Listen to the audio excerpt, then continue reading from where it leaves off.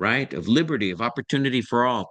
Look, despite the fact that we are suffering right now and that we are in grave danger, despite all that, the world still sees us. The world still consumes what we have. And it's not just material stuff, it's also our culture, it's our music, it's our theater, it's our arts. We are still seen in a very positive way. And I think that I would ask sort of, the future generations to think about that. And why is it that the world still sees our music, our art, our literature in a strong way? And I think that all goes back to our freedoms, right? I think Yeah. that our freedoms, our society um, has created the spaces for us to express ourselves in really fantastic and creative ways. Um, it has allowed us to create film, for example, that is loved around the world. Look, we've got a lot of problems. I don't want to even get into a lot of the problems, in terms of our past. But it's like what I always tell our students: listen, we're still an experiment that's only 200 and something years old. We've got problems, but we are a work in progress. And maybe this mess that we're in right now, maybe at the end of it, hopefully, it'll be an opportunity for us to rethink where we want to go, but not throw out all of the wonderful things that we have, but build on them. Throw away all the ugliness that Trump has represented.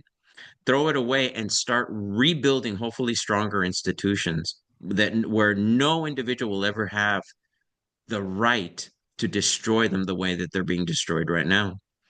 So, and again, I want to focus in and on science, right? I want to focus in on rational thought, critical thinking, a place that's devoid of racism. I want to go back to all those things. So those are some of the thoughts that I wrote down in terms of what I would wish for a future. I'm about to be retired, not but I will still be doing the work that I mentioned a little earlier, basically until I'm dead. But hopefully, I'll be able to see a better future if once Trump is out. I want to be able to see young people, especially, enter, public life, educational life, and rebuild everything and make it stronger and not lose what the wonderful things, right, that we have offered the world. I think we can still be a beacon of hope, and but we're gonna have to, rebuild after this mess that we're in. Oh, sorry, that's really powerful. But oh, um, I suppose our final question is tying into all that. Do you have any pieces of advice for the next generation? Some of the things that I was thinking about, and answering that question, and again, it goes to some of the things that I mentioned, right? So I said, despite the problems that we have, again, we remain an inspiration, right, for the rest of the world. Mhm. Um, I think that, again, our culture, our technology, our innovation, all of these things, right? And open society has all of it has been important in creating sort of who we are and really establishing our sense of self, right? Um, in looking at the question,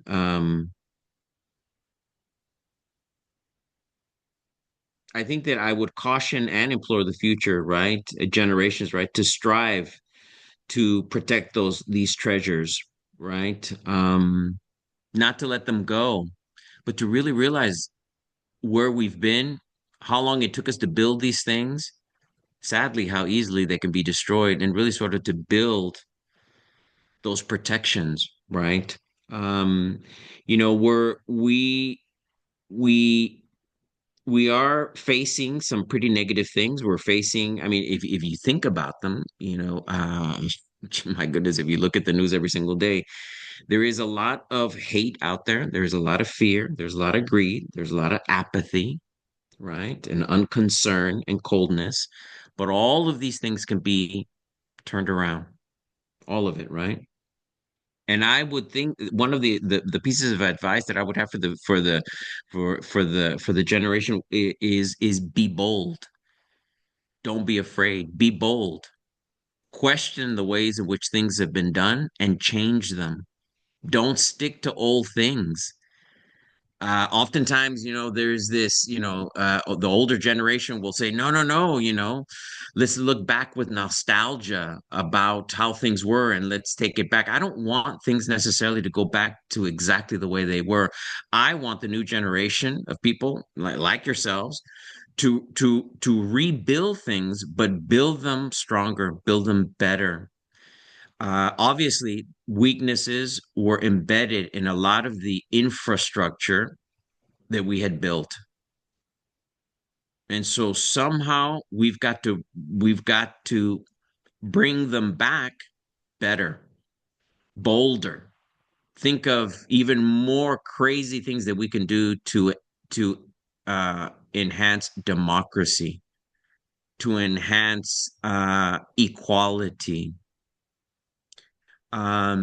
empathy, right? And really love for humanity.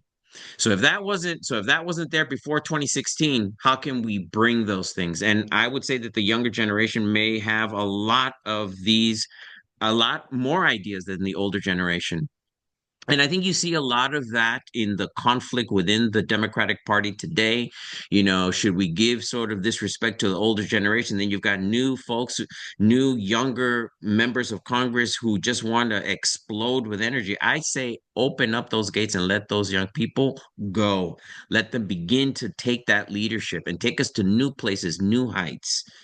And hey, old folks, kind of, be mentors, but don't get in the way of that energy.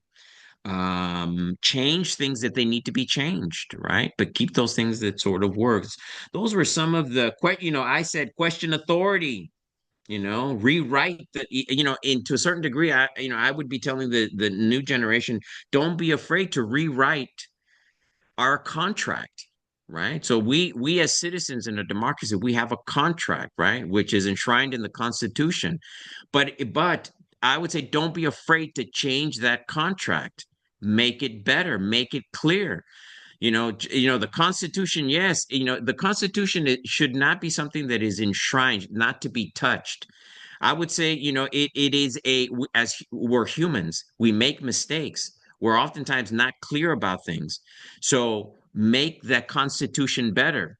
Don't feel that it cannot be touched. Don't feel that it's a holy relic. It's not. It's a human made document. It can be changed. And if it should be changed, change it. And don't worry about those opinions of people who want to treat it as something that is untouchable, that cannot, that somehow say, oh no, our founding fathers were geniuses. No, they weren't. They were not. They were just human beings with a lot of flaws. And so I want young people to call out these flaws and build on those things, make them better. And those would be, I think, some of the things that I would ask for, the new generation. Be bold. I would just leave it at that. Wow. Dr. Buelna, thank you so much for this interview. It really is moving and just so powerful, the things you've said. Oh, you're welcome. I mean, I really can't thank you enough.